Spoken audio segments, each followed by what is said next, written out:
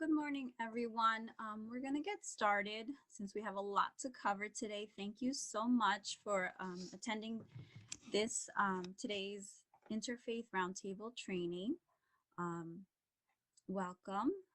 So we are going to be able to record this this webinar. Just want to let you know in advance, so we can put it on our YouTube channel afterwards, so anyone else can access it later on.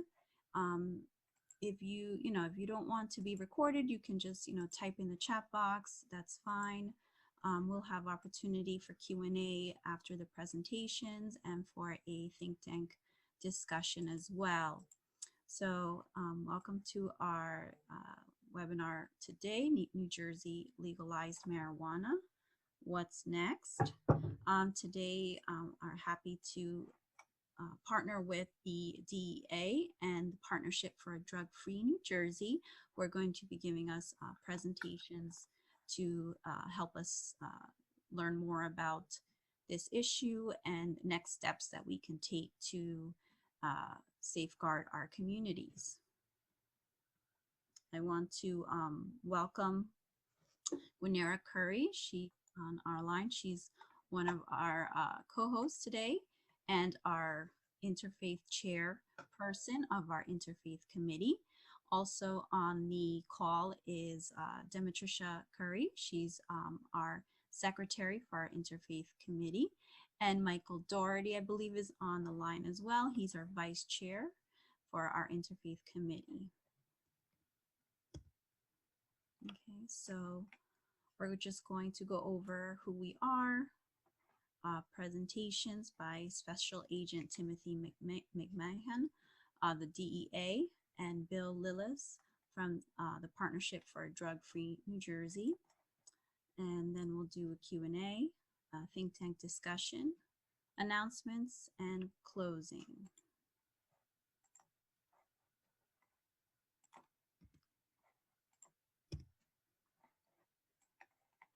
Okay, so just a little bit about us. Family Connections ADAPT Coalition is dedicated to reducing substance abuse and improving the overall health of all of our residents in Essex County.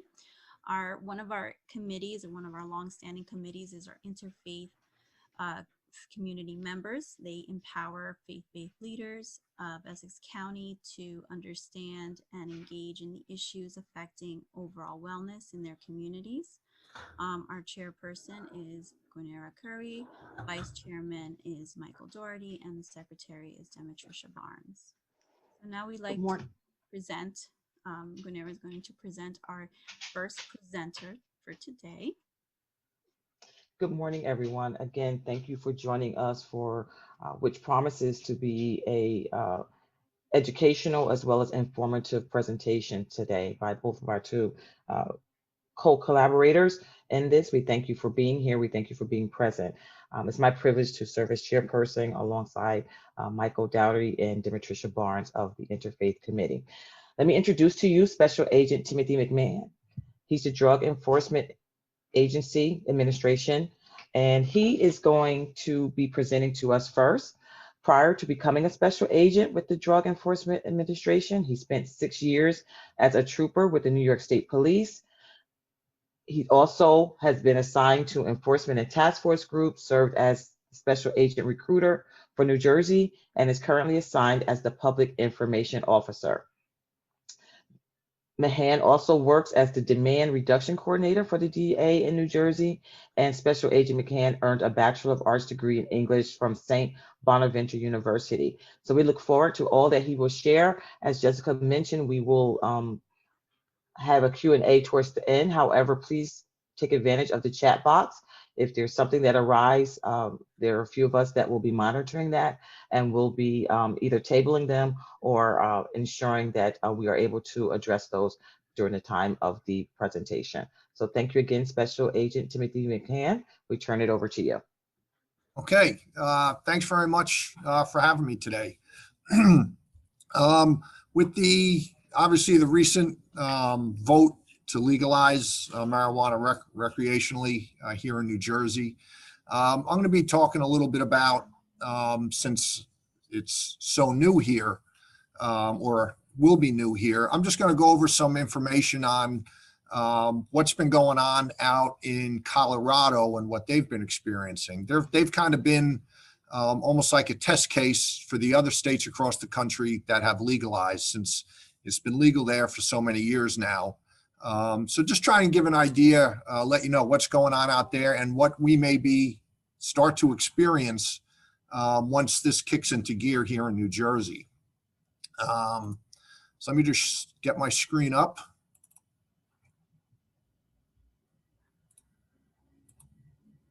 Okay.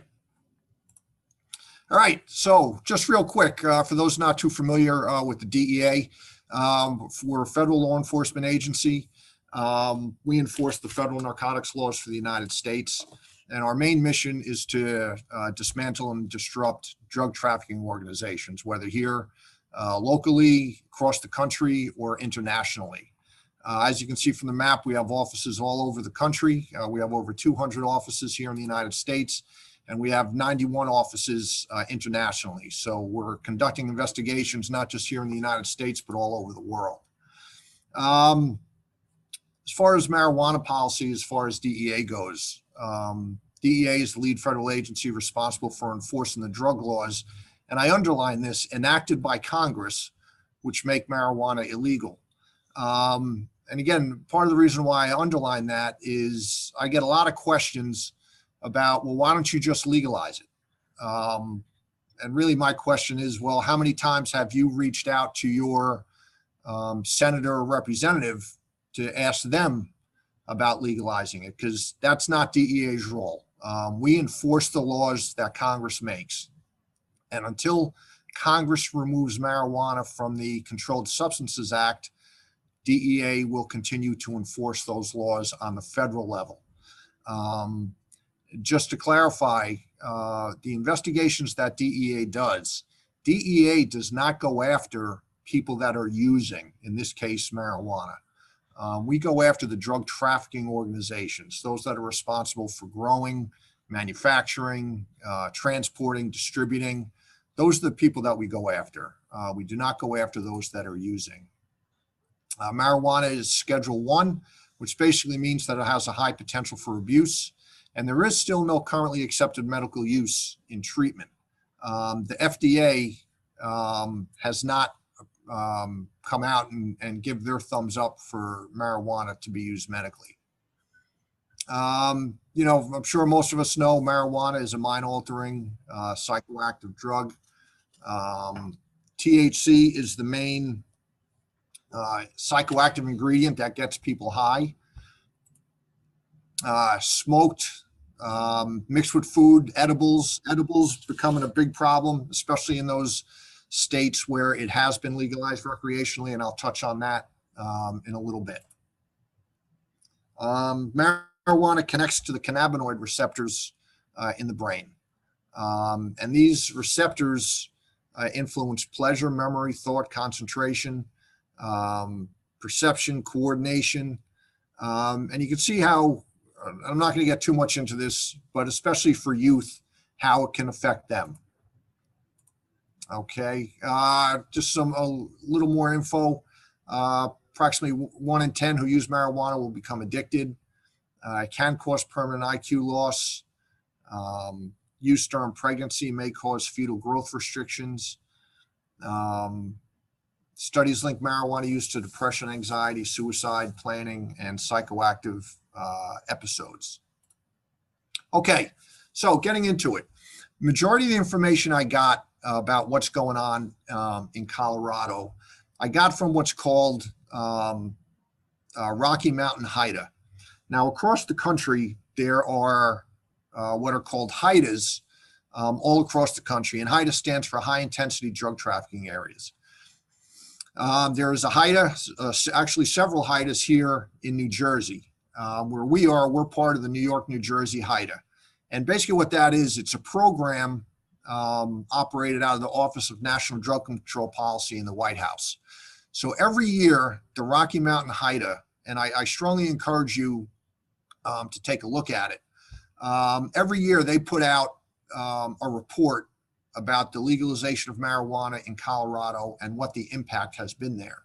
You can see up here, I have the website. And again, I strongly encourage you to take a look at it, rmhida.org. Okay, and then click on reports to get the most recent report. Very detailed, gives a lot of really great information that you can utilize. Okay, so out in Colorado, a couple different what they call eras out there. 2000 to 2008, the early medical marijuana era. November 2000, medical marijuana was legalized, and patients and caregivers can possess up to 2 ounces and grow 6 marijuana plants. And during that time, there were between 1,000 and 4,800 medical marijuana card holders. And at that time, there were no dispensaries operating. 2009 to the present, you have the medical marijuana commercialization era in Colorado, where basically it became legalized through the commercialization of the medical marijuana industry. Okay, by the end of 2012, there were over 100,000 medical marijuana card holders and 500 licensed dispensaries. Okay, and then 2013 to the present, in 2013, recreational marijuana was legalized. And allowed for the licensed marijuana retail stores, cultivation operations, and edible manufacturers. Okay, so the effects. In 2018, the Insurance Institute for Highway Safety showed a 6% increase in claims in states that allowed the retail sales of recreational marijuana. So just by the legalization of it recreationally, obviously we have an increase in automobile accidents. Past months use for ages 12 and older increased 58%. And again, keep in mind, when it's legalized recreationally, as we just did here in New Jersey, it's 21 and over. But once it's legalized, you see a huge increase in underage usage. And then adult marijuana use increased 94% and is 96% higher than the national average. College age marijuana use increased 18% and is 48% higher than the national average. Now, while youth marijuana in Colorado did decrease 14%, it is still 40% higher than the national average, again, for youth marijuana use. So again, the whole topic or thought process of when the perception of risk goes down, then usage will increase. Okay. And again, especially with the youth, high school students, even middle school students thinking, well, hey, it's legalized, it's no big deal. But again, it is 21 and over. Traffic fatalities, impaired driving. Again, since the legalization in 2013 in Colorado, traffic deaths where drivers tested positive for marijuana increased 135%. Okay, and then traffic deaths that involve drivers who tested positive for marijuana more than doubled from 55 in 2013 to 129 killed in 2019. I kind of put that in perspective. In 2019, that's 1 person killed every 3.5 days in a traffic accidents due to marijuana, compared to in 2013, where it was 1 every 6.5 days. So you can see how that increased in a 6-year period. And then again, since legalization, the percentage of all Colorado traffic deaths that were marijuana related increased from 15% to 25% from 2015 to 2019. So this is, definitely going to be one of the issues that we're going to be facing here in New Jersey once the governor signs off on it and it gets up and running. A definite increase in traffic accidents and traffic fatalities due to impaired driving for marijuana. So this shows the first-time marijuana use, and again, strictly relating to Colorado. 12 years and older, first-time use was 3.99%, was ranked first in the country, where the national average was 2%. Age 12 to 17, again, 7.89%. The national average was 5.2%. So again, Colorado ranked first. 18 to 25, you can see the numbers increase. 15.56% of first-time marijuana users, where the national average is 7.98. Again, Colorado was first. And then 26 and older, 1.09%. Again, the national average much lower at less than 1%. And Colorado ranked second. And this information came from SAMHSA. So since legalization, past month usage, age 12 and over, increased 30%. Past month adult use, again, I went over that on the previous slide. So you can see that once it's legalized, the numbers across the board, across all age groups, are going to go up and go up quite significantly. So now we get into the public health consequences. You know, the yearly number of emergency department visits increased 54%. Okay, a 54% increase. Marijuana only exposure more than quadrupled in the 6-year average since recreational marijuana was legalized compared to the 6-year average prior to legalization. And then the percent of suicide incidents where the toxicology showed positivity for marijuana increased 23% from 14%. So you can see, you know, the ties there directly related to marijuana. Big problem with emergency visits, especially for younger children. You know, and this a lot of time comes in as it relates to the edibles. Big problem is with the marijuana dispensaries where they're selling not just the marijuana, but they're selling all different types of edibles, from candies, cookies, brownies, drinks that either contain marijuana or THC. You can see over 70% of the ingestions of people that went into the hospital, more than 70% were under the age of 3. Okay, and more than half of those received some type of hospital care. Symptoms range from drowsiness and confusions to seizure and coma. 2009 to 2017, the increase was 27% per year.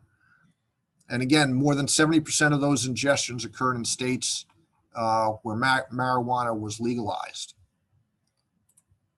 So here's just a few photos of some of the edibles, okay? And you can see the packaging is made to look exactly like our regular everyday candy products that you can get at, you know, when you're checking out at ShopRite. You know, they look exactly the same. In a kid's mind, you know, who are these people trying to attract, right? They're obviously looking to get younger people, younger customers. And again, it ranges from candies, chocolates, Sour Patch Kids type candy, gummy bears, drinks, cookies, brownies, you name it, these companies are making it. And the big issue is a lot of times, say, especially with the cookies or the brownies, the packaging, it advises for the customer to only ingest about 1/6 of the cookie, 1/6, okay? But so many people will eat the whole cookie. And part of the reason for that is when you eat something, it takes so much longer for that to get absorbed into the body. So especially for new first-time users, they'll take the edibles, they'll eat it, and after a half hour, they're still not feeling the effects from it. So they'll think it's not working. They'll eat more, and they'll eat the whole cookie, or they'll eat 2 cookies. And then once it finally does get absorbed into the bloodstream, that's when they start experiencing problems because they get hit with all that THC at one time. The negative effects of eating marijuana edibles, you have psychotic episodes, hallucinations, and I'll touch on that in a second. Paranoia, panic attacks, impaired motor ability. So a couple instances, this goes back to 2014. The This is a college student, Levi Pongi. He was going to college in Wyoming, visiting with friends in Colorado. They purchased a marijuana cookie. And again, the recommended dose was 1/6, which contains 10 milligrams. He felt no effects after 30 minutes, so he ate the remainder of the cookie for giving him a total of 65 milligrams. 2.5 hours later, he started experiencing hallucinations, panicked, and he jumped out of the 4th floor balcony and died. All from eating a cookie. Wasn't aware of the effects, wasn't aware how long it takes to start feeling the effects. So he figured to increase that, he'd eat the whole thing. And then another instance, a married couple, they were out for an evening. The husband was consuming marijuana candy, started acting erratically. The wife called 911. And while she was still on the phone with 911, he unfortunately shot her in the head and killed her. He was drinking or eating candy, which contained more than 100 milligrams of THC. So again, a lot of times, and we all know as it relates to marijuana, so many people say, oh, what's the big deal? It's just marijuana. Well, here are just 2 instances relating to edibles and what can happen. The societal impact out in Colorado. Tax revenue represents about 0.85% of Colorado's fiscal 2019 budget. Again, one of the big points of politicians when they're looking to legalize is how much taxable revenue is going to come in. You can see it's less than 1%. And then actually, since they've legalized out in Colorado, 67% of local jurisdictions have banned dispensaries opening up in their communities for both recreational and medicinal marijuana. So although it's legalized, so many communities don't want it where they live. For every dollar gained in tax revenue, Coloradans, you can see how much they spend to mitigate the effects of legalization. Healthcare costs increase, high school dropouts increase, DUIs, you can see the cost approaches approximately $25 million. That incorporates hospitalizations, accidents. And then you can see in 2016, the marijuana industry responsible for almost 400,000 pounds of CO2 emissions. One area that doesn't get any play at all is the pollution that goes into the environment based on the growing. And here you can see this map, and this little area right here, this little purple section, that's Denver, okay? But the purple areas allow at least one type of marijuana license, whether it's for recreation or medicinal. But all these orange counties, they have all banned having marijuana dispensaries in their community. So again, people ask, what can we do here in New Jersey? Although it's legalized, you can still, go to your local town, go to the town meetings and, put pressure on them to not allow the opening of dispensaries in your own community. Again, just because it's legalized doesn't mean that as a community, you have to allow those to open up. You can go through the system and have those banned. Then just real quick, touching on vaping. We all know how dangerous vaping can be, especially as it relates to vaping THC. I'm not going to get too much into that. A couple years ago in the summer, there was a lot of problems with people, especially teens, with major lung issues tied into it. And here you can see some seized THC pods. This is out of Nebraska. The purity level, again, you hear a lot of people, oh, it's just marijuana. People talking about, my age, when we were back in high school, it was no big deal. But again, you can see the THC content has increased, especially as it relates to the concentrates, up to 90% THC.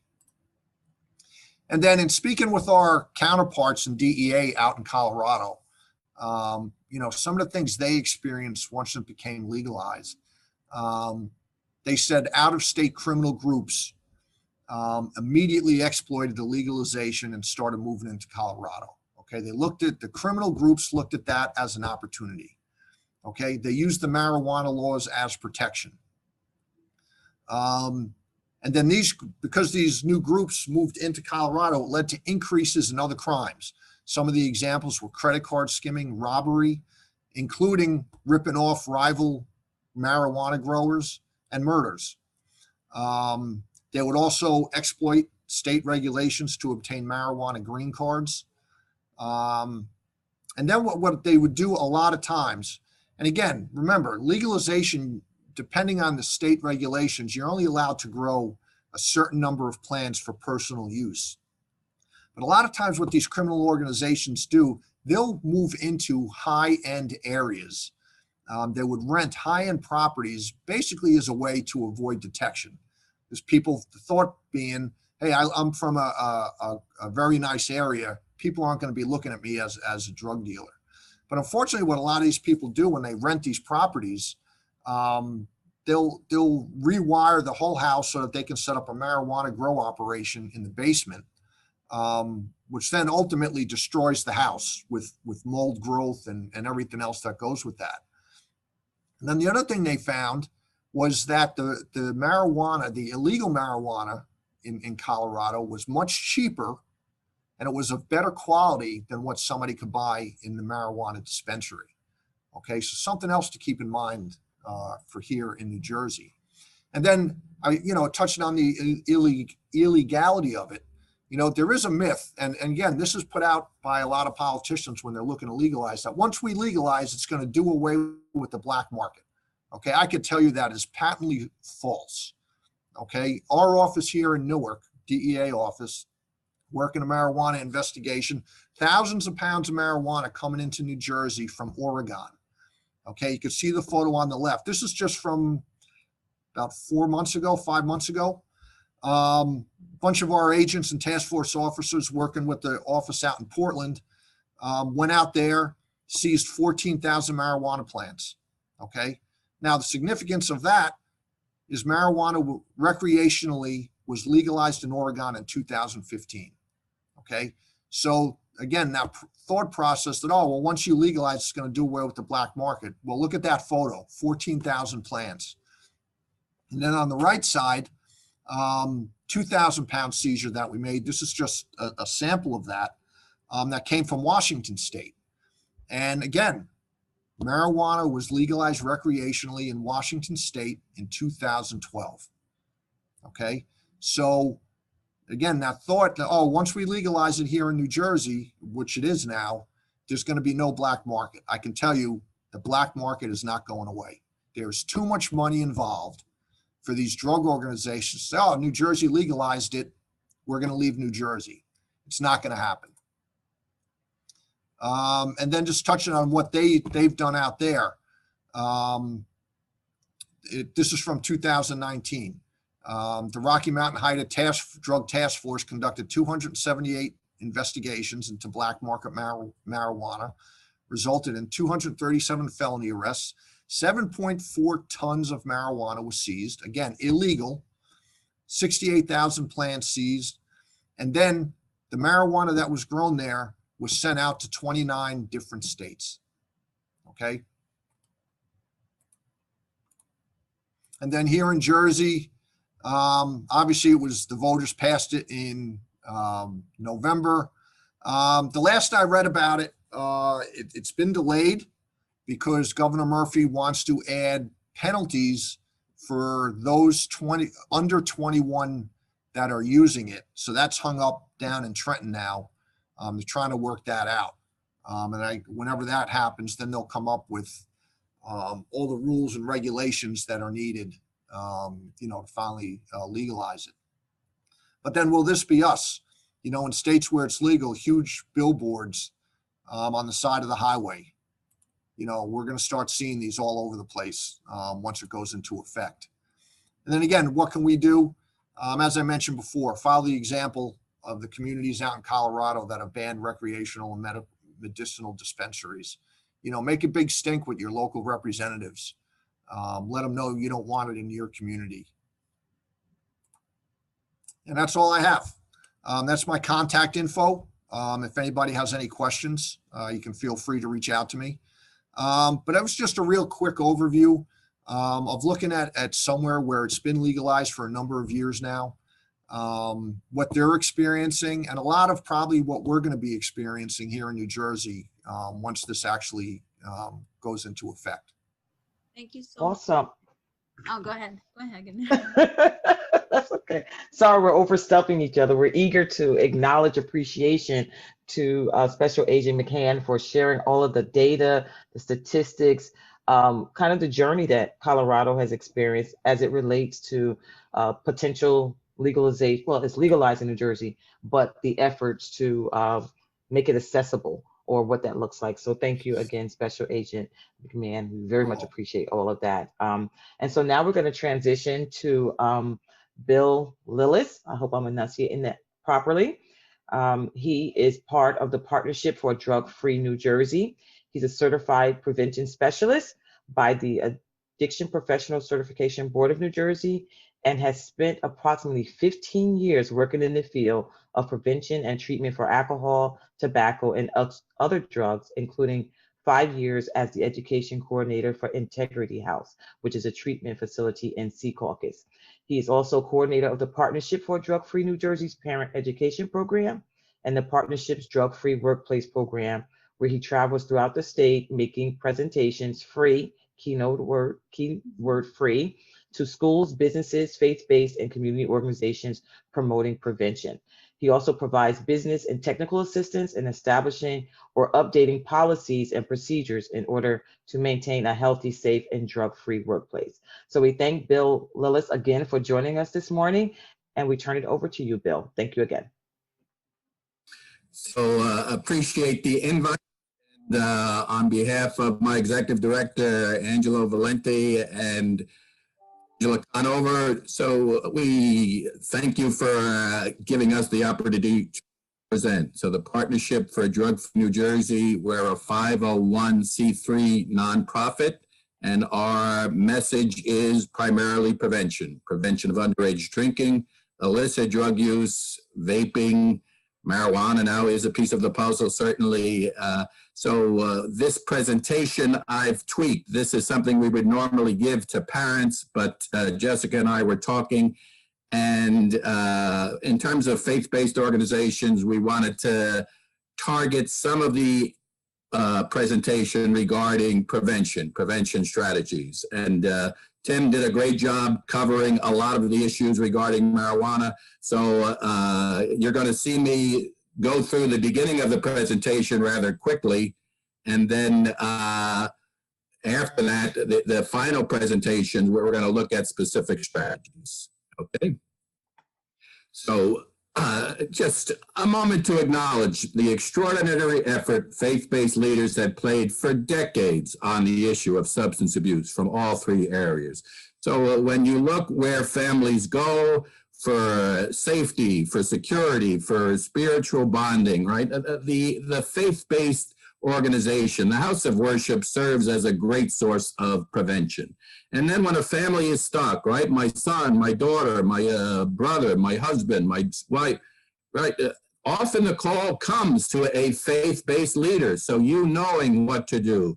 And then again, the issue of recovery. So there's great research now that prayer, meditation, connecting with the Spirit, that is an essential part of long-term recovery.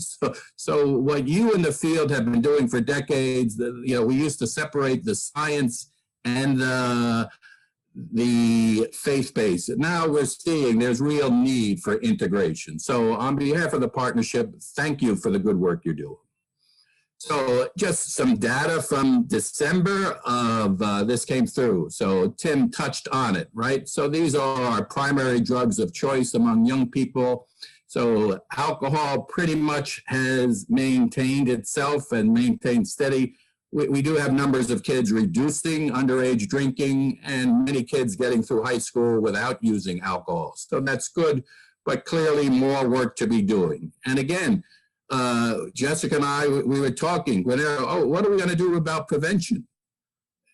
I would say Super Bowl Sunday, watch the commercials that come regarding alcohol. And if you're sitting with a teenager, right, let's see what the alcohol industry teaches our kids, right? And they're going to say, be responsible, or we hope an ad says, be responsible.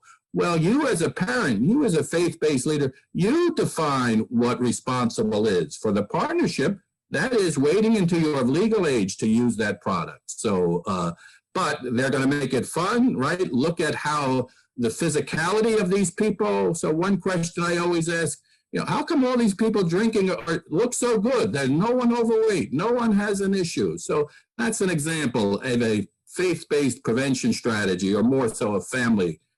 So on the right, you have vaping. So look how quickly vaping has become a norm for our kids. So 12th graders, almost 40% of our 12th graders have said they've used a vaping product.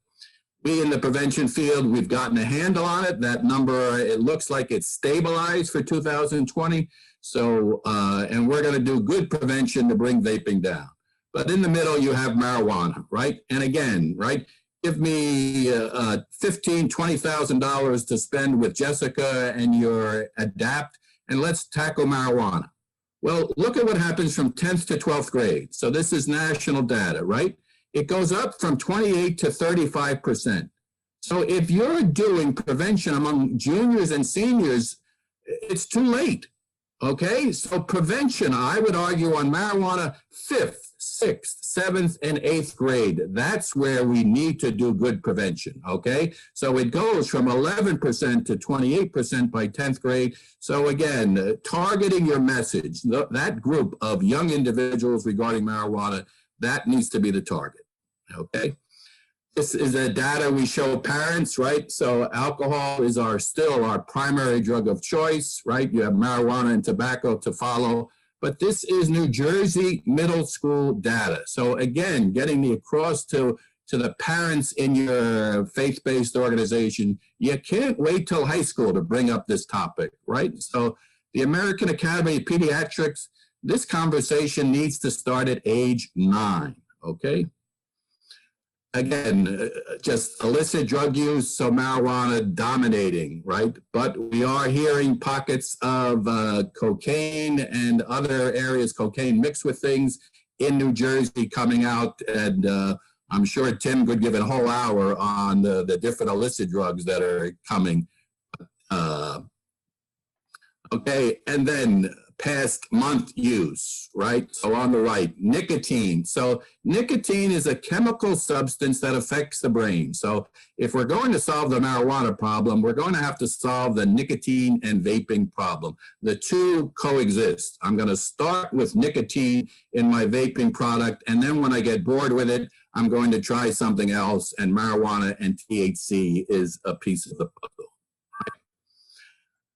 Why kids use, right? So this is data we've been showing parents for, right, over the past 5 to 10 years. So we at the partnership and the prevention field, kids want to feel good, they want to look cool. That is validity. There's validity to that. But we in the prevention field had overlooked stress, anxiety. So we have lots of kids using, not at parties on Friday and Saturday nights. You have kids using at home to deal with and cope with some of the things that they're dealing with. It could be anxiety, it could be depression, it could be an adverse childhood experience. So that is an important piece of the puzzle. If we help kids cope with their stress, right, that is an important piece of prevention.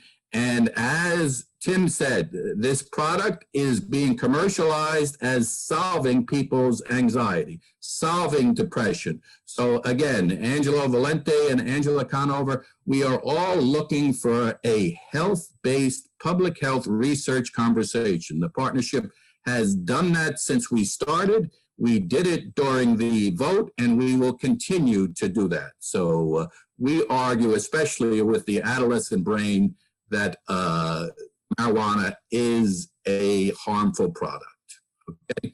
And this is sort of the beginning of the vaping industry that got started. So Juul, if you look at the right-hand side, the gray It looks like a long flash drive, right? Isn't it nice that the business industry thought it was important to make it look like a flash drive so teachers and parents would not know what the product is, right? So this is, again, in terms of commercialization, this is what's coming our way. I'm certain there are going to be organizations that do not want adults knowing the type and delivery device that's being used.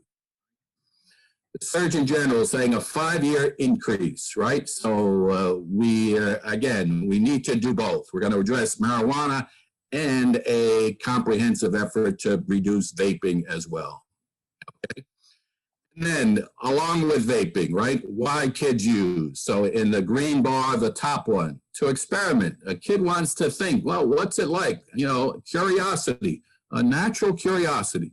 It tastes good. So at least in New Jersey in April of last year, we eliminated the flavored products, the mango, the watermelon, the bubble gum. But I'm sure if kids wanted to have access to them, individuals on the illicit market are getting that product to them. And to have a good time, to relax, to feel good, and then boredom, right? So boredom, COVID-19, I'm home by myself, right? What am I doing with my time?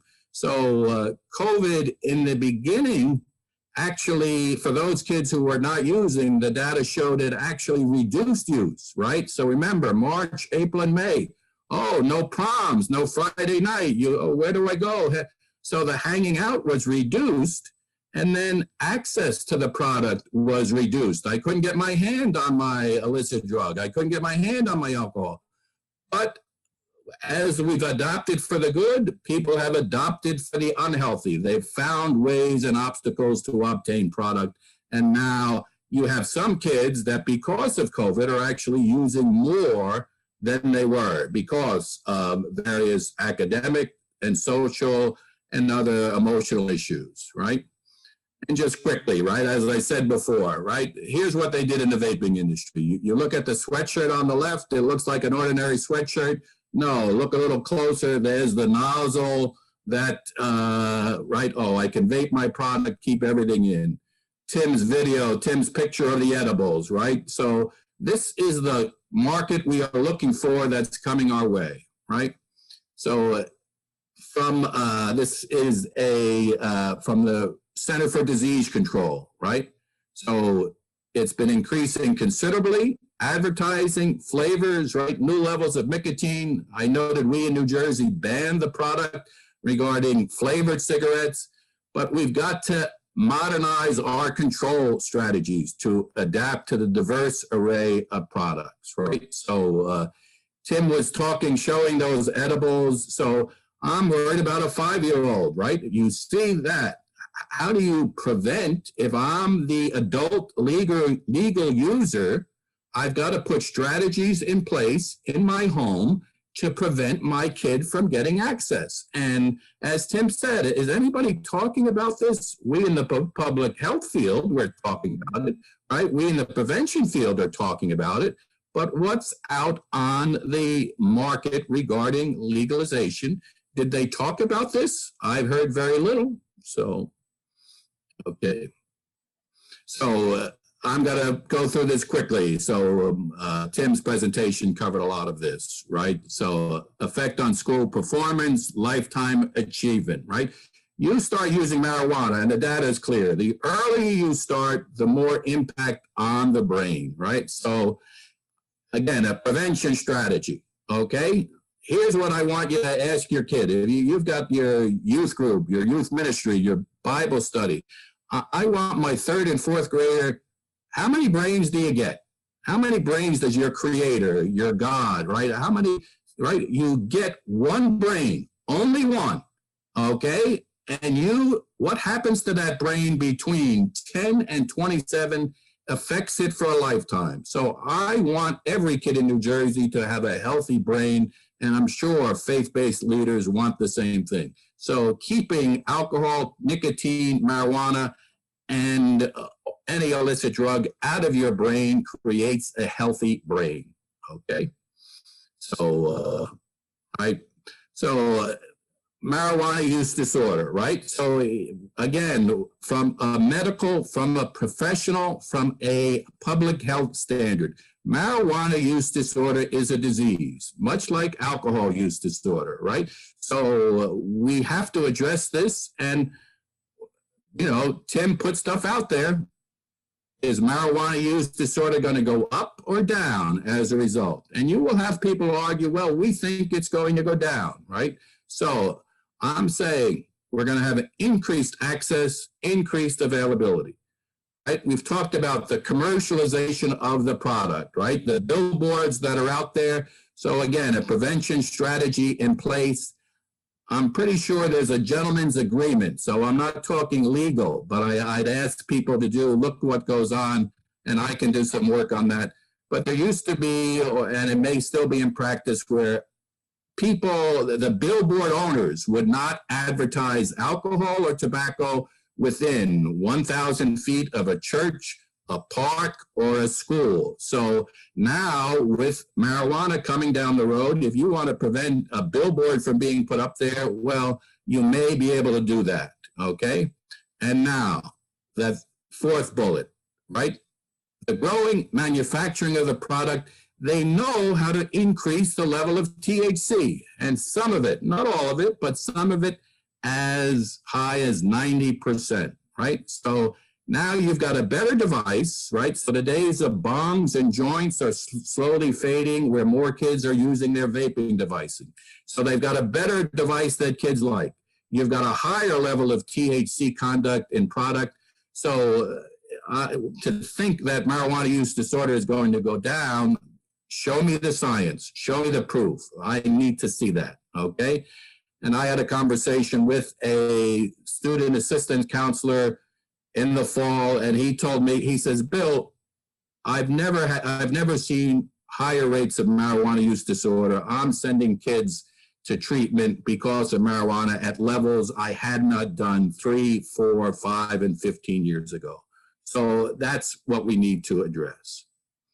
Okay, so now here's where Jessica Guerrero and I, this is where we want to spend a good chunk of our time, right?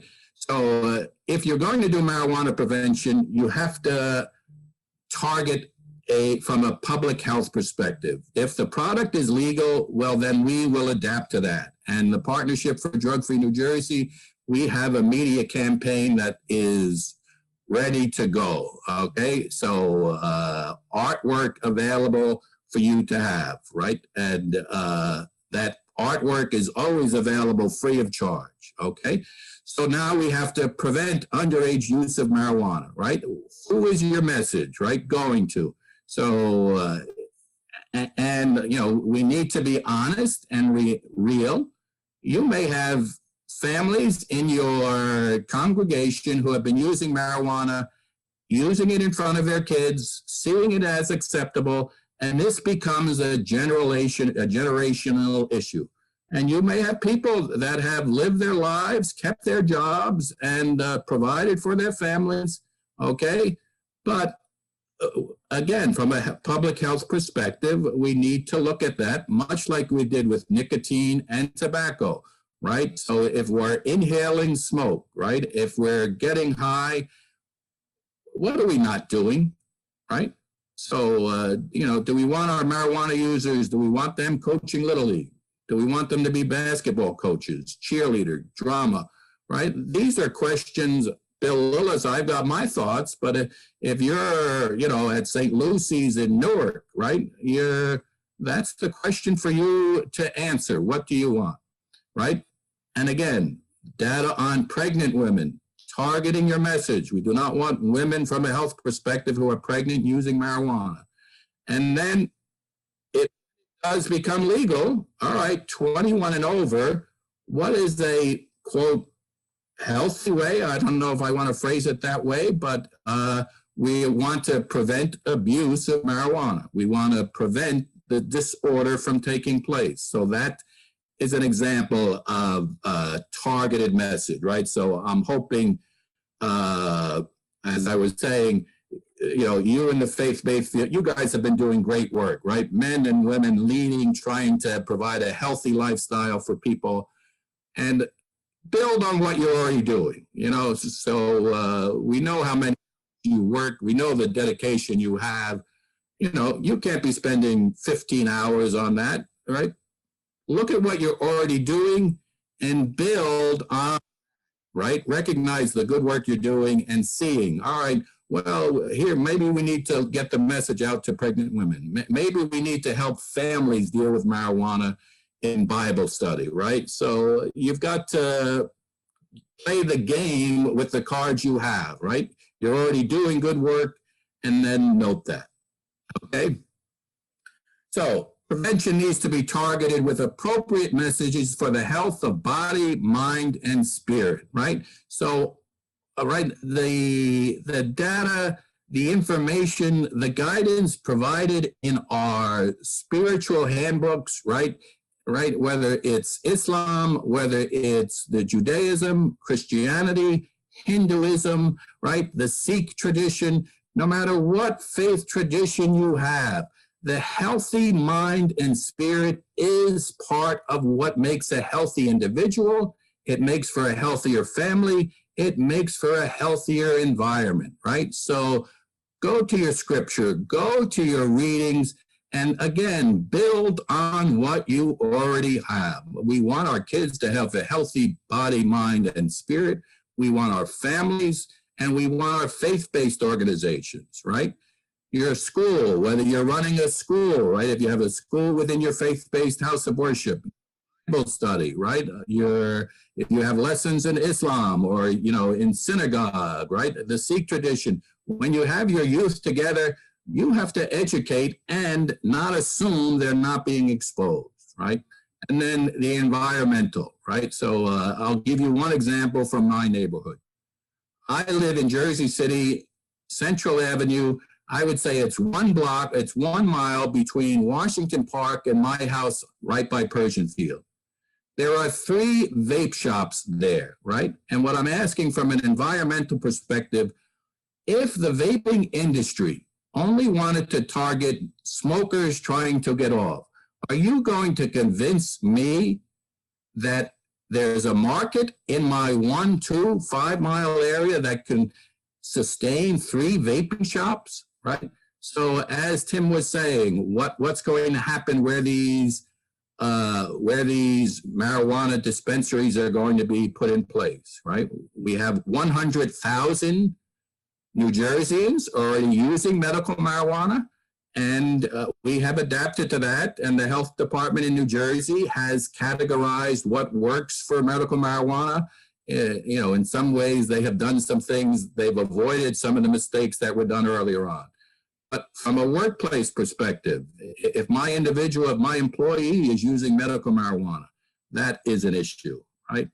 And then just talking about a strategy, right? If you invited Bill Lillis to talk to your teenagers, you know, gray-haired Bill Lillis, I'm telling you, I'm not going to have much of an impact, okay? So you need an ongoing, regular impact and getting peer-to-peer prevention engaged, right? But an example, you have adults, right? High blood pressure. If you have a nurse checking after worship services, oh, we're going to check everybody's blood pressure.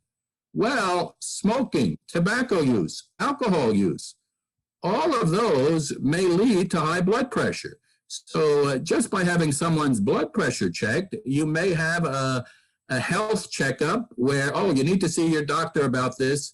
And the doctor may say, look, how much alcohol are you drinking? Are you smoking marijuana? Are you smoking cigarettes? So do you see, that's an example where you are on the ground level.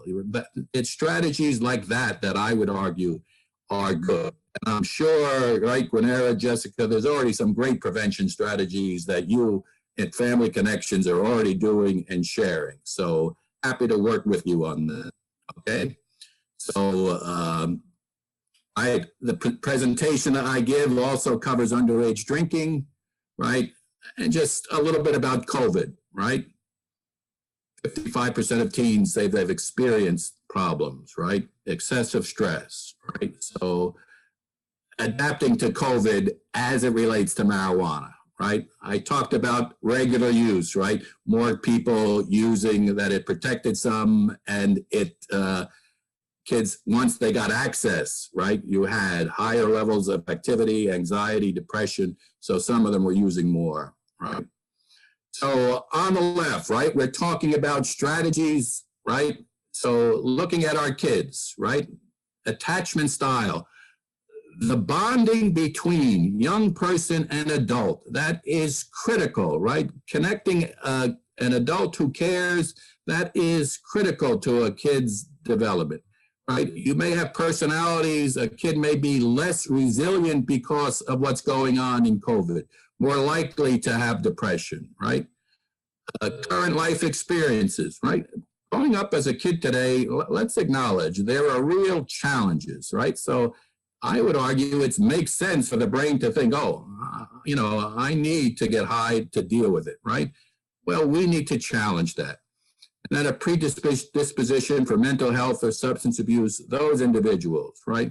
And then again, right, Jessica Guarnera, great research on adverse childhood experiences. We've got to teach kids how to cope with this, identify it, and schools are doing some great work, right? And right, one state organization, we had a presentation where, right, they will help your school if the officer is involved with a domestic dispute and the kid sees that traumatic experience.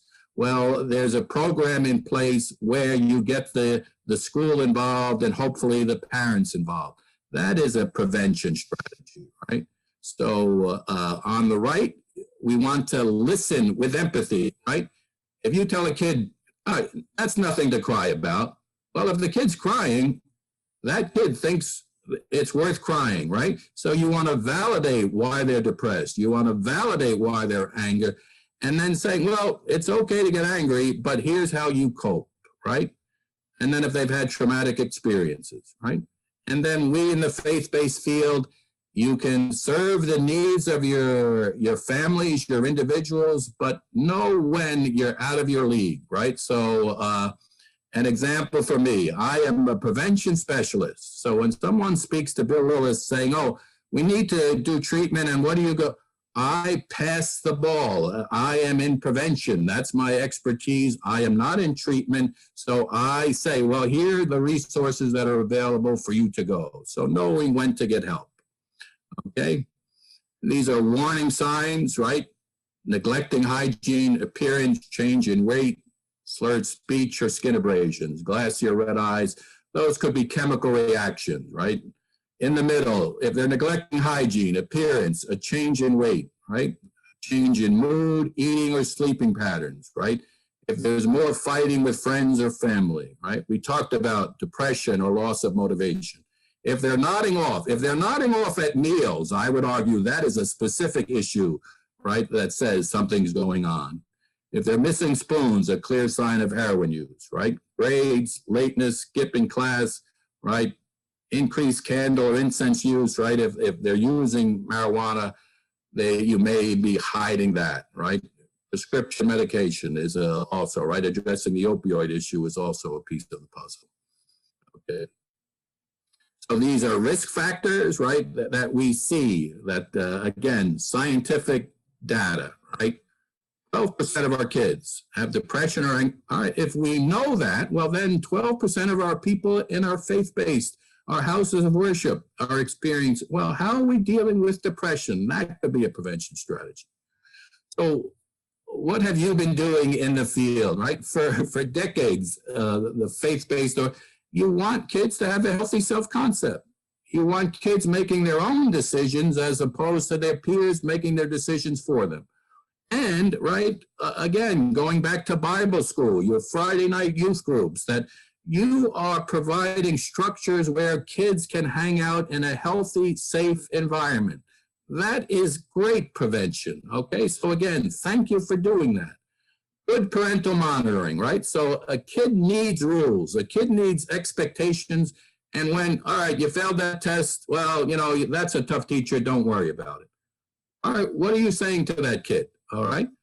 All right. Oh, yeah. You wanted to quit the basketball team. You wanted to quit the football team, or you're like, oh, yeah, quitting. Don't worry about it. All right. Sometimes you need to leave a team, but there's a consequence. There's a consequence to failing. There's a consequence if I come home inebriated as a 7th grader. So putting in good, strong, and realistic, right? So I tell parents, look, your kid comes home using marijuana. Oh, you're grounded for 6 months. Well, then I tell them, mom or dad, guess who else is grounded for 6 months, right?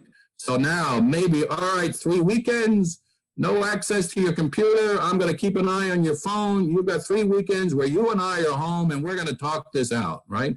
So good parental monitoring is good prevention, right? If the kid is attached to school, that's a positive thing. But flipping around, if the kid is not attached, right? And as I said before, right, connecting to positive activities, athletics, arts, hobbies, faith-based organizations. And the data has shown that if a kid is engaged in a faith-based organization, they're less likely to be using. So again, acknowledging you are already doing good prevention. Conversation, right? What are kids saying about this? I saw on the news that. What's the toughest thing you're going through these days, right? Wouldn't that be a great homily, right? Oh, let me talk to the kids for 3 minutes and say, oh, I need to know what's going on, what's making you angry, and how do we and your faith and your spirit help you get through that, right? Giving them that skill set, that's good prevention.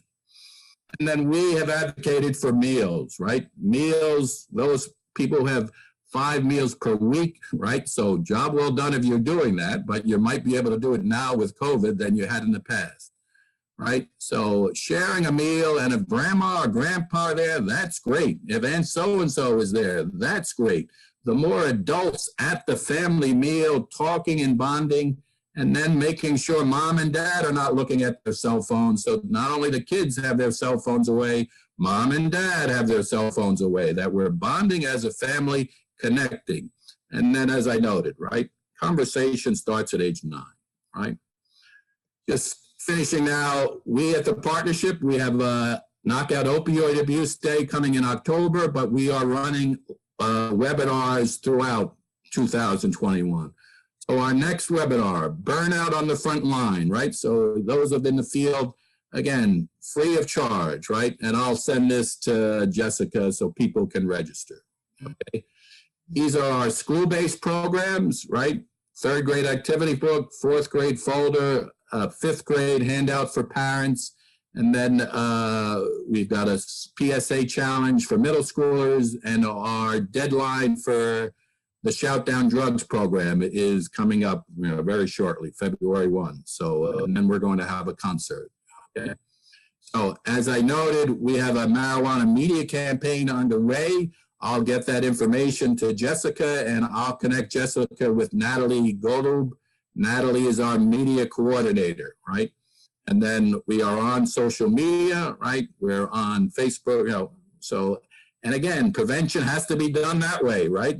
So a kid is not going to get an email and say, this is good prevention. You've got to be on board where if they're using Instagram, well, your prevention needs to be doing the same. So I'm going to end it there, and right, I'm going to throw it back to Jessica, and right, and I put my email in the chat room, right? So Jessica, I'm ready to stop share if you tell me to do so. Thank you, Bill. Actually, yes, if you could stop share, thank you. Thank you so much, Bill. Thank you so much, Tim. At this point, we're going to open it up to questions from the audience. I do have a couple of questions that were in the chat, so I'll start with those. And then if anyone else has any questions regarding either presentation, you can either put it in the chat box or just unmute yourself. So the first question was, will the presentations be able to be sent to the audience? I'm sorry, for DEA, typically we do not send out our presentations. If anybody needs any specific information, by all means, they can reach out and I can provide them that information. Again, though, most of the information I got was from that Rocky Mountain Hider report. So if somebody could just Google that and get the information from there. And similar in terms of our child break presentation, I tweak that. So what I normally do is put data together on a Word document, and I'm willing to share that. If I'll ask my executive director if he wants to share slides, and I can follow up. We'll get information to you from the program. That would be okay. Okay, thank you. I mean, this is being recorded, so you will be able to view it afterwards on our YouTube channel as well. Okay. All right, second question. Can one of the presenters speak to the impact legalization has had on encounters with child welfare? You want to go, Tim, and I'll follow up? That I unfortunately do not have any information on. So I'll address it in terms of a comprehensive context, and then maybe Jessica or Gwenara, if either of you want to jump in, right? We know when higher levels of stress occur, you have encounters, right? Domestic disputes, violence. We know that that is a part of the picture, right? So in terms of the impact legalization has. So here's what happened during COVID, right? We know higher rates of substance abuse occurred, right? You think of someone, when you look from from a science public health, you are either a non-user, you've either experimented, you're a regular user, or you've abused, or you have a chemical dependency. You have the use disorder. So what I would say, or what I would worry about, is as we legalize, someone who was a regular user may engage in the behavior more. As a result, they move into abusing, and they have a chemical disorder. And as a result, for some, you may have issues with child welfare. So I hope that makes sense, but I don't have any data or research that could address the issue. But Jessica, you guys are on the ground a bit more than we are. So if you wanted to speak to it more directly, I think that makes sense.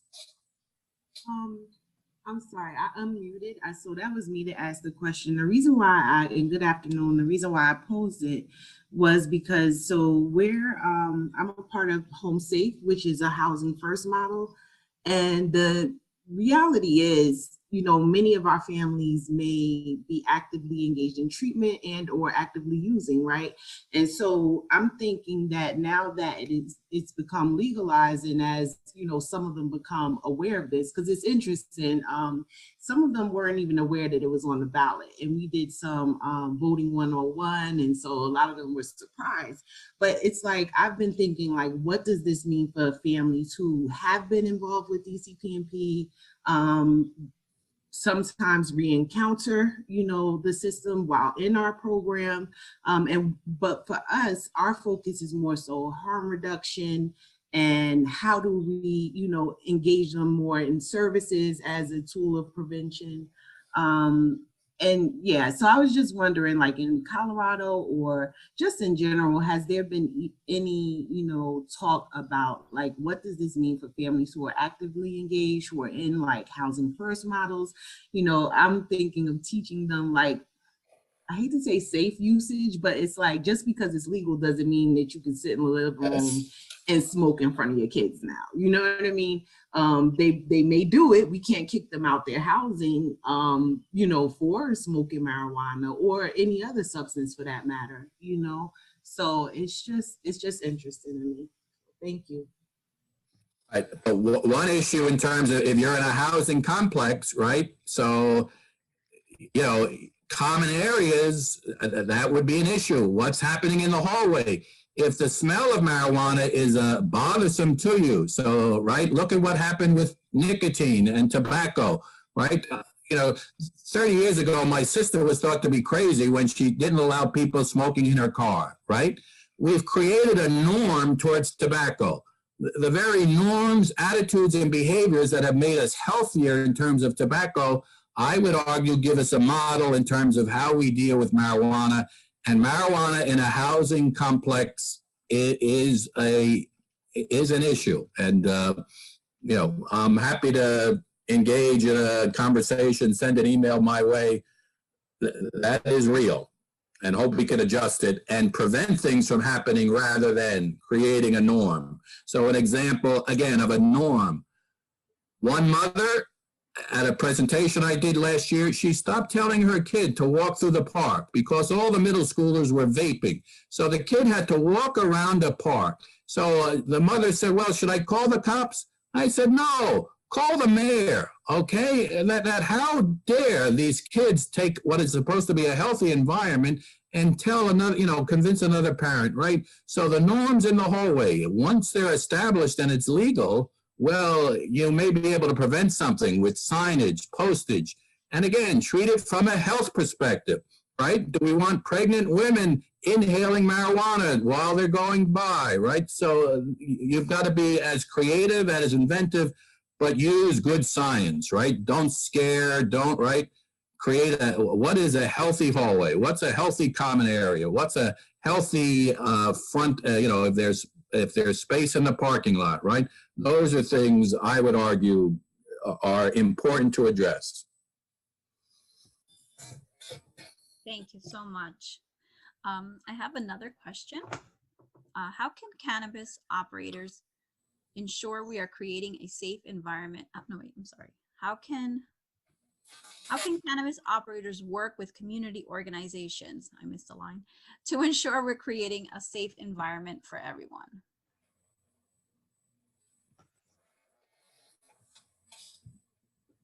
Tim, if you want to go first.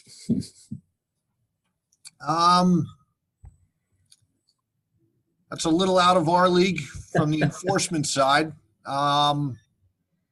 But just like the question said, it would be working with community organizers to see how to make it the safest as possible. I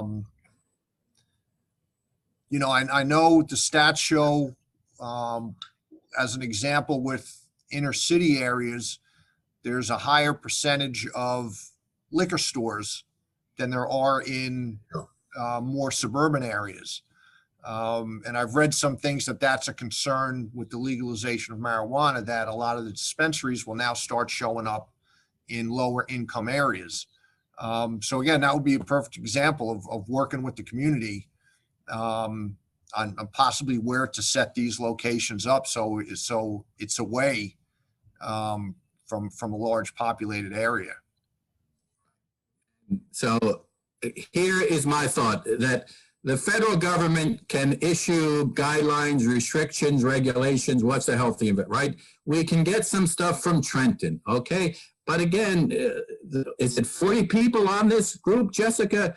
You have power in your community, and the more you guys unite, the more you guys establish what is a healthy environment when marijuana becomes legal to market, to produce, to manufacture, right? Your organization has to create that and then create a message that is helpful to people. So, right, Tim said, connect with local organizations, right? So your municipal alliance, I'd have a conversation with your health department, right?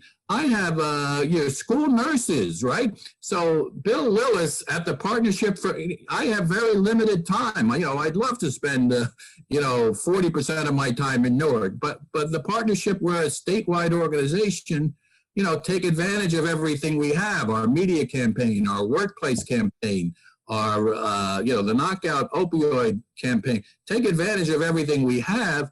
But it's your health department, your school nurses that have the power. And then when you have some ideas, or engage with your elected officials that establish regulations, right? So, and get specific. Well, what do you want happening in parks? What do you want happening within blocks of my school? What do you want? Do we want, what happens when, and that was a great question I had in East Orange. Father said to me, Bill, what do I do when I take my grandkids home and there's smoking going on the front porch next to my house? And Jessica, I said, don't call the cops. I said, call your faith-based leader, right? Even if they did not belong to an institution, maybe that faith-based leader could say, just what we're saying, Tim was saying, we can't stop people from, using the product, but wouldn't it be nice to be neighborly? Look, my kid comes home at 3 o'clock. I really don't want to see, and I really don't want to smell marijuana, right? So we have to create norms that are appropriate, and the power to do that well sometimes isn't on the state or national level. The power with good ideas and putting them in place often comes from people like you wanting the best and healthy environment for your kids. Okay. Does anyone else have any other questions? Oh, Precious. Precious has another question. I have another question. Yeah. For Tim, so more so on the enforcement side, because marijuana will be legalized, and policing throughout the state will have to change. 30% of the funds are going to police departments for retraining and education. What does some of that retraining look like? What are police officers now going to learn in terms of dealing with marijuana arrest? Like you said, the neighbor next door, can you arrest them on their property? What are some of the things that you've seen happen in other states in terms to new policing when dealing with marijuana? Yeah, again, a little different for us because we're a federal agency. So first I'll touch on that. Again, federally, marijuana will still be illegal here in New Jersey, along with the rest of the country. So the types of investigations that DEA is involved in is, as I mentioned in the beginning, is going after drug trafficking organizations. So if we find that there are organizations that try to exploit the legalizations here by growing more than what's legally allowed by the state, then DEA can get involved as far as conducting an investigation, arresting those because they're distributing. And that's still going to be the case on the state level as well. Just because it's legal recreationally, a person is not going to be allowed to sell their marijuana that they grow to somebody else. So on the state level, that will still be some type of a crime. As far as the retraining, basically, as far as marijuana goes, I believe it's just going to come down to, as long as the individuals are staying within the state guidelines of growing whatever the state declares is the proper amount of plants for an individual to grow, then there shouldn't be any issue. It's my understanding if somebody is smoking out in public places, that it may just be a summons involved. So I hope that answers the question. I think the money raised that would go towards police training isn't going to be solely dedicated to the retraining as it relates to marijuana. It's just going to be general funding that's available for law enforcement for all different types of training. So, wonderful question. And I start with my answer, and I don't mind publicly saying that I don't know, okay? But again, what I would recommend, Precious, you and a couple of these people on it, you guys develop all the questions you have. This is a legitimate question and needs an answer. And the Partnership for Drug-Free New Jersey, I'm not going to provide, but your chief of police in Newark or, East Orange, those are legitimate questions. How are we going to deal with this issue, right? You might want to go to the state attorney general's website and see what's happening, right? Your sheriff, right? Your Newark or Essex County prosecutor, right? Find out what it is going, that's where the answers to that question are, but that's an example of where you want to go. And then, we at the partnership, again, we want healthy brains, we want healthy individuals. So in terms of doing things that harm individuals from a criminal standpoint, we understand that's not the smartest thing to be doing, but on the other end, we want consequences that are and a health-based discussion, as I was saying before, right? So people who get treatment, people who get recovery, people who overcome things should not be stigmatized, and they should not be prevented from achieving their full academic and professional potential. So if it is a disease, doing it that way. But sending those questions to your local law enforcement agencies, that to me would be my recommendation. Hi, can you guys hear me? Yes. Okay, Precious. Basically what Tim said, as long as the citizens are abiding by the laws and the rules, then there should be no problems with regard to policing, especially in East Orange. As far as the training, whatever training is sent down from the state, we'll make sure that the officers have that training. But for the most part, as long as the citizens are abiding by the laws, then there should not be much of an issue with regards to marijuana and the law enforcement officers making arrests, if that answers your question. Yes, thank you, Lieutenant Johnson. Well done. And great that you have an officer on that. You know, it's building relationships. Job well done that this group, you know. So I agree with completely what she says. She makes sense to me, but it's great to have her a part of this program. Yes, thank you, Lieutenant Johnson. It's great to see you at least through the screen. Settle's here as well. She says hello as well. Hi, Lee. Hi, Lieutenant Johnson. Hello, everyone. Oh, is there any other questions? Ms. Delgado, can I ask a question, please? Yes. I can't hear. My computer's in and out, so I may not be able to hear, but I think I'm going to ask Mr. McMahon. Since marijuana is a Schedule I drug, and it's going to be legalized as medical marijuana, and you're supposed to get a card, where are the cards going to come from? And the people that are having the dispensaries, I understand there are how many dispensaries in New Jersey now? And can somebody who is a felon grow marijuana or have a dispensary? I believe statewide, I think now there's I think it's about 12 or 13 medical dispensaries across the state right now. A doctor is going to have to issue a prescription in order to be able to get it. I'm not sure if that includes getting the card or if you have to go through the state to get that. And I'm sorry, what else did you ask?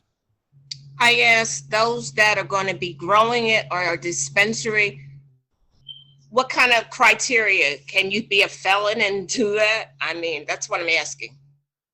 That I'm not 100% sure. I know both medically and recreationally that there will be guidelines, or there already are medicinally, on how many plants an individual will be allowed to grow. And as far as the exact requirements of what's needed to open a dispensary, I do not know what the background criteria is. Okay, in Colorado, is there a strict criteria out there? Do you know? That I do not know. I would, again, I don't want to guess, but I would assume, and again, I'm not going to say because I don't know. I don't want to put any false info out. Okay. Hi, Thank Paula. you. I'm Precious. I actually know that answer because I've been doing a lot of studying and research on the New Jersey cannabis industry. If you look up the bill A21 or S21, you'll be able to find specific details about dispensary owner criteria. Okay. As of right now, if you do have a previous felony, you cannot apply. You have to go through another set of, they'll have to go through your application and you have to figure out what that felony is, whether if it's a high felony or low felony, before you can move on with your application. It'll hinder your application. But in that bill, you can even find certain words that'll help you locate the answer. And as the commission begins to form, they'll be putting out more rules and policies about what you can and cannot do. And then in regard to who can use and the authorization, the best place to go is to the New Jersey Department of Health website. So they have a website that covers medical marijuana, the categories that would apply, and someone needs to be, I think there's some certification process involved in order to regard. So I don't think they call it a prescription because federally you cannot prescribe marijuana. So there's an authorization for use of the product. So, but the best place to go is the New Jersey Department of Health. They have a comprehensive coverage for someone who thinks they may need it, and what the restrictions are in place there. Paula, I was just looking it up real quick, and I know I've been reading a little bit about this as well, because I know that to get the card, if you're a minor, you have to have your parents' signature on it, not just the doctor's to get it, and it is dispensed by the Department of Health. So I can share the screen real quick, and then if there's any other questions. So Thank you. okay, so yeah, so that's the best place to go is the Department. There you go. Site. So if you have to see if you have a qualifying condition, your physician will have to certify it. You will have to provide your information, proof of ID, and payment, and your name will be added to the New Jersey Department of Health registry. So I think this might be a little bit old. These are some of the, I guess, is dispensaries. We may now obtain medical marijuana in some treatment centers.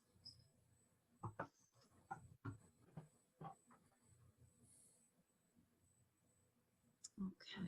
Any other questions? These are all great questions.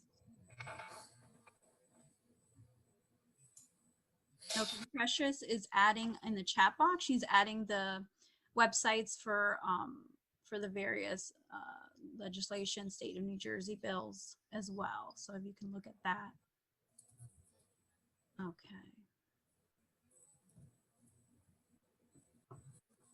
All right. Any other questions? Check in the chat box.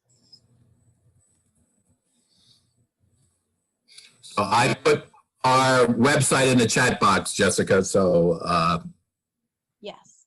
So it's drugfreenewjersey.org. So you can get lots of free information. If you'd like to contact Bill to do a presentation for your organization, can you put in your contact information there as well? Who to contact? Thank you. All right. If there's no further questions, we'd like to briefly go into a think tank question for everyone. We usually like to do this at the end of our presentation just to get discussion from the group. So I'm going to turn it over to Gwenera to just brief us on that. Okay, so there was a lot of learnings, a lot of dialogue, a lot of discussion. This is great. And thank you to both presenters, Bill and Tim, for providing your contact information and availing yourself to further questions. Because I do believe that there will be more questions that surface as people process and digest much of the information that was provided today. So we do have some think tank questions. It probably will be best for us to utilize the chat unless another question arises out of the question we propose, so that we can afford everyone opportunity to respond. So we're just going to kind of hit on a couple of questions that we think are generally applicable to everyone that's present. So based upon the presentations today, what do you think equipped you to further discuss marijuana issues in your community? Basically, how has these presentations helped improve your capacity to discuss marijuana issues in your community, those you serve, maybe even in the workplace, specific to how you are represented here today? We're going to take time to go to the chat box and check out the comments and replies and share some of that. So again, the question is, how has the presentations today either equipped you, expanded your capacity to discuss, converse the marijuana issues in your community?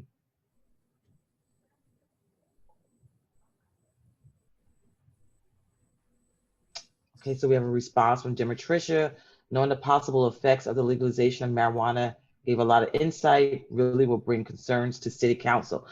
Love that she's partnering. She's taking the learnings and becoming proactive, if you will, for her community to begin those conversations, begin learning what the plans are for her community as far as all the aspects of legalization and marijuana. Thank you, Demetricia, for that response. Anyone else? All right, Elizabeth. She's more knowledgeable about the effect and consequences. Appreciate that. Yes. And I think COVID, you know, sometimes we look at COVID as such a negative, but it did hand us a lot of learning, a lot of discoveries, if you will, as far as family units and how to be healthier, how to ensure that there is support for our teens and middle-aged students, as now there's more time for parents to be on task. So yes, being more knowledgeable about the effect and consequences.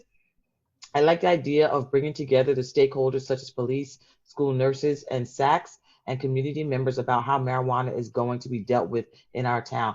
Thank you, Heather. Yes, creating that partnership, creating that awareness, bridging, if you will, bridging how others can collaborate on the intentions or the best interests of the community. I love that. Thank you for sharing that, Heather. Okay, so we're gonna throw out one more question to generate some more discussion. No, maybe two more.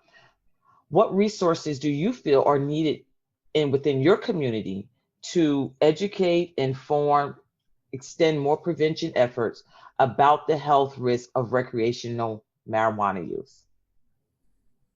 What resources are needed? Whether that can be programmatic, that can be collaborative, what do you perceive are needed in your community to further expose, educate those about the recreational use of marijuana, its harm, and its effects? Do everyone feel really equipped? Everyone feels like you have all the resources? And perhaps today we're still processing, perhaps we're still digesting. Yes. Okay, so Janae is offering, makes me think there should be a community task force to educate individuals who have been most impacted by the laws. Love that, Janae. Thank you for sharing that. Yes, and that sounds like something we all can kind of have an awareness of and feel empowered about, creating these task force, community task force, where there's kind of boots on the ground, those that are the most effective. Oh, thank you. All right, so one more question.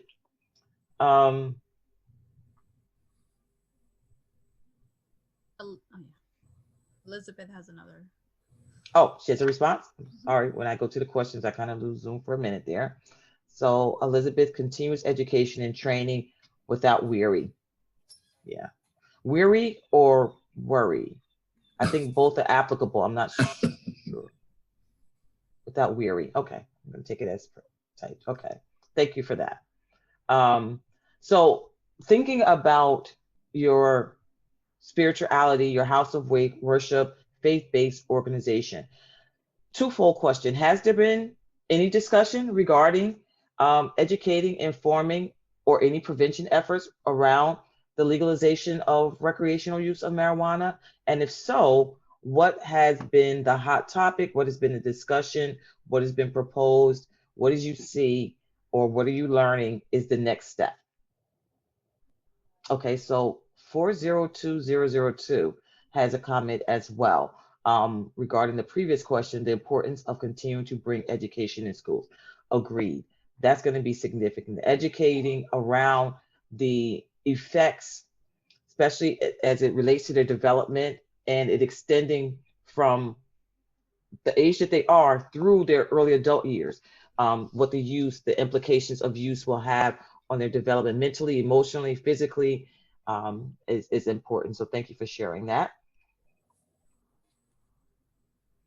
So has there been any discussion regarding educating, informing, or preventing marijuana use in your house of worship or your faith-based organization? And if so, what has been brought up? So Joel offered that we may need to bring ADAPT to a place of worship. Demetricia says church has facilitated parent meetings on substance use, misuse, and offers small group meetings based on topics, gender, and age. Thank you, Demetricia. Bill has indicated the partnership has a pre-recorded child break presentation that can be posted on workshop. Oh, they're happening too fast to comment, so I'm trying to scroll up and down at the same time, posted on worship websites. So information is available, as well as a pre-recorded link that faith-based houses can take advantage of. Bethany Baptist Church in Newark has been partnering with Drug Policy Alliance. The church has partnered with the New Jersey Institute for Social Justice to advocate around making sure the policies are fair. Okay, thank you for sharing that, Jonay. And Bill can do a virtual presentation. Thank you, Bill. So that was going to kind of be my closing summary, is that many resources are available, as indicated, pre-recorded or virtually, and to take that into serious consideration as you continue to progress in your role in educating or your prevention efforts. And so final question will be really, how can ADAPT partner with you in availing the resources that it has to help in the prevention efforts, to help in the education efforts regarding the legalization of recreational marijuana? How can ADAPT partner with you? Is there anything further that we can do? Okay, so what we'll do. Oh, okay, go ahead, Paula. I saw you unmute yourself.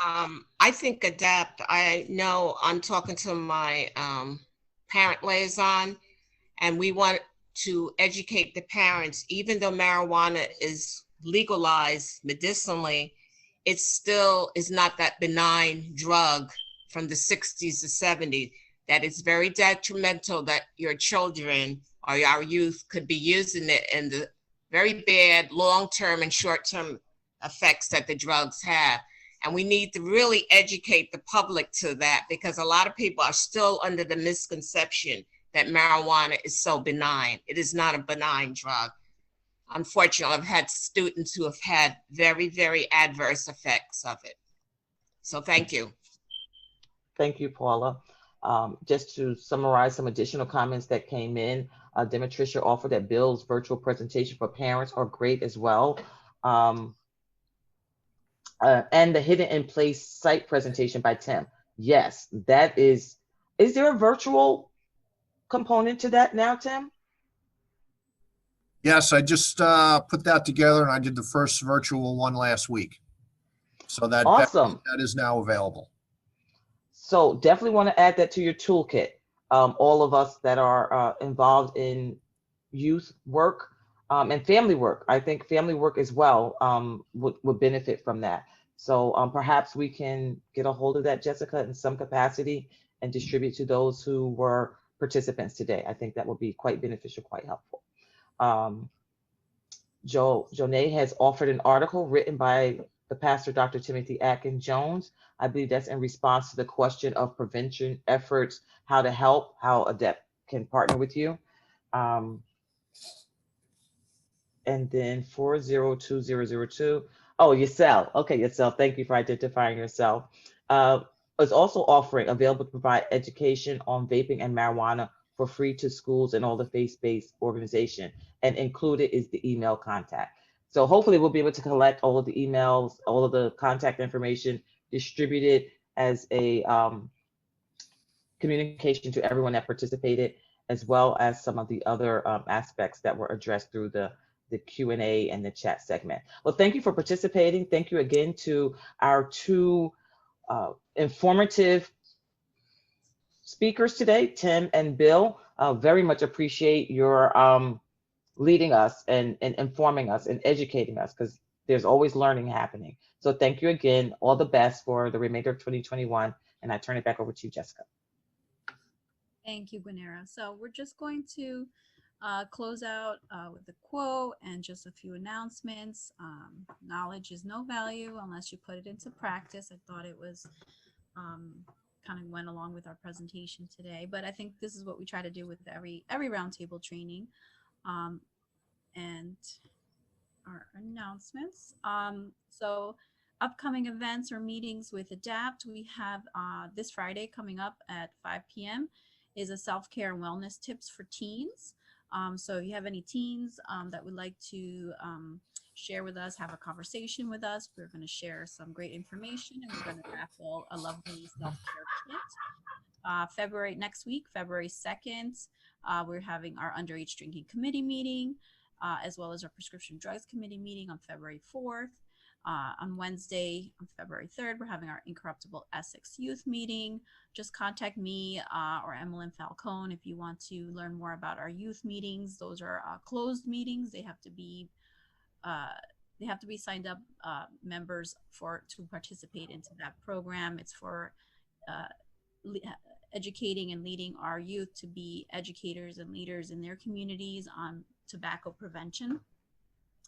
And then the following week on February 9th, we're having our Interfaith Committee meeting at 10 in the morning and our LGBTQ plus committee at 7 p.m. So all these events can be accessed through our Eventbrite page at Adapt Events, or you can also scan that barcode as well. All right, so you can connect with us through various social media accounts on Twitter, on Facebook, Instagram. We're also on YouTube, all under Essex Adapt, and you can visit our website at essexadapt.org. So I want to thank you all for attending today's presentation. We hope you found some value in it. I'll be sending out a short evaluation. If you could just complete that, that would be great for us. And I hope you all have a great rest of the day and a great rest of the week. Thank you. Thanks very much.